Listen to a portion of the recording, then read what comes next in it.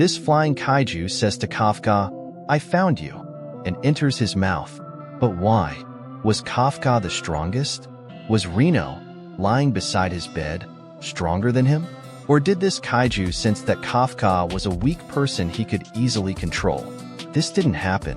This 30-year-old man, whose future seemed bleak, now lifts cars and shows his muscles like a young boy, using the power of Sky Zoo himself. So, why did this kaiju choose Kafka? Kafka is neither particularly strong nor controlling his body. It's not that the kaiju can't control Kafka's body. It simply doesn't want to. To explain this, I have 3 theories inspired by old Reddit posts.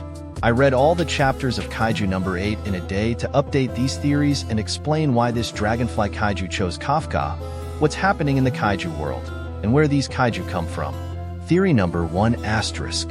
According to this theory, there are 2 types of kaiju, not yoju and hounju, but good and bad kaiju. Good kaiju want to help humans so they can coexist, like the dragonfly kaiju. Bad kaiju, like 9, want to dominate the world alone. This idea is foreshadowed in Chapter 66, when Vice Captain Sashiro takes Kafka to Ryunei Shine's place for hand-to-hand combat training. When they leave, Kafka sees a samurai spirit who fought kaiju in the Edo period. This samurai was controlled by the dragonfly kaiju before, explaining Kafka's visions. The ancient methods of killing kaiju are unknown, but Sashiro reveals that the Edo period had the most epic human kaiju battles, resulting in many deaths. Kafka notes that a great fire in 1657 destroyed much of Edo and Kanto, possibly caused by a kaiju, and suggests the samurai used the kaiju's power, just as Kafka did when stopping Kaiju number 10's Yoju bomb. If that bomb had fallen, the Tizikawa base would have been destroyed. Kafka transforms into a kaiju, punches the bomb midair, and saves the day, leading to his capture by the defense force. The samurai likely faced a similar fate when his powers were revealed, leading to his death and the dragonfly kaiju seeking a new host in Kafka. This connection makes the samurai visible only to Kafka. However, it doesn't explain what makes Kafka and the samurai special enough for the kaiju to choose them. Theory number 2 asterisk. Kafka is a hybrid.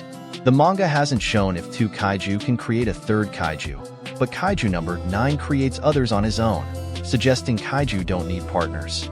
Like Hounjo coming from Yoju, kaiju can reproduce alone.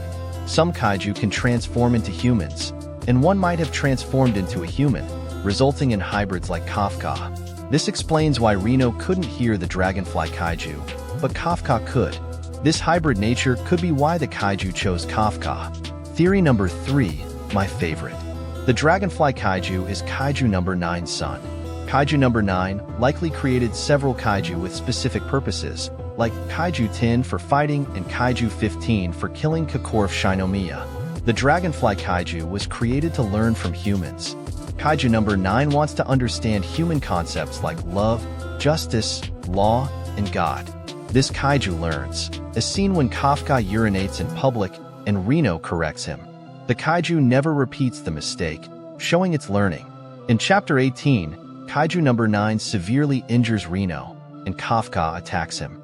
These attacks, which Kafka had never done before, suggest the dragonfly kaiju is learning and defending Kafka's friends. In Chapter 37, Kafka loses control of his body during a fight with Director General Isao Shinomiya. The dragonfly kaiju fights Isao, thinking he'll kill Kafka. Kafka regains control, fearing he'll harm his friends, showing the kaiju's growing bond with Kafka. In Chapter 45, Kafka struggles to transform, fearing he'll hurt his friends. Once Kafka convinces himself he won't, he transforms again. The dragonfly kaiju, scared from the Isao fight, influenced Kafka's hesitance to transform. So, why does this kaiju fight Kaiju number 9, its creator? Similar to Kaiju number 10 and Vice Captain Sashiro, where Kaiju number 10 wants to fight alongside Sashiro after losing to him, the dragonfly kaiju has turned against its creator to gain knowledge. This is what we see throughout Kaiju number 8. These were my 3 theories. Which one do you like the most?